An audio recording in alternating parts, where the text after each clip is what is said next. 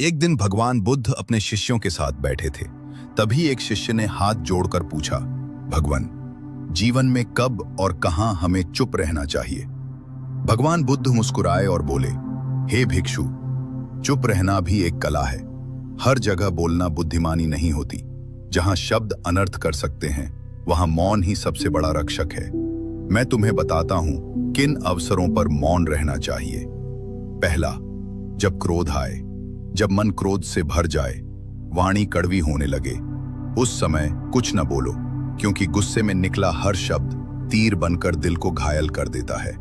बुद्ध कहते हैं, क्रोध के समय मौन रहो, वही सबसे बड़ी जीत है। दूसरा, अज्ञानी के सामने, जहां सामने वाला तर्क सुनने को तैयार न हो, जहां बुद्धि के बदले अहंकार बोलता हो, वहां चुप रहना ही अच्छा है। बुद्ध बोले, मूर्ख से वाद विवाद करना अंधे को रंग समझाने जैसा है। तीसरा, अपमान के समय, जब कोई अपशब्द कहे या तिरस्कार करे, तब मौन रहना चाहिए, क्योंकि सामने वाला अपने कर्म का फल पाएगा। बुद्ध ने कहा, जो अपमान सहकर भी शांत रहे, वो सच्चा वीर है।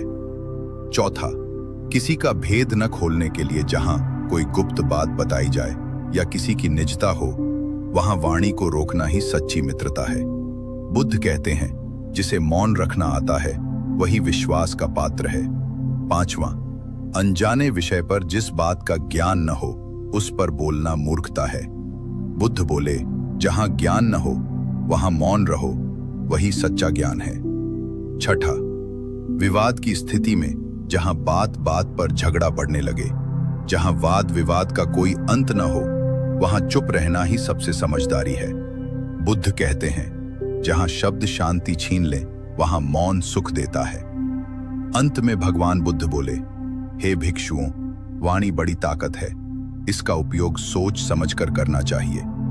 मौन वह ढाल है जो जीवन को अनर्थ से बचाता है।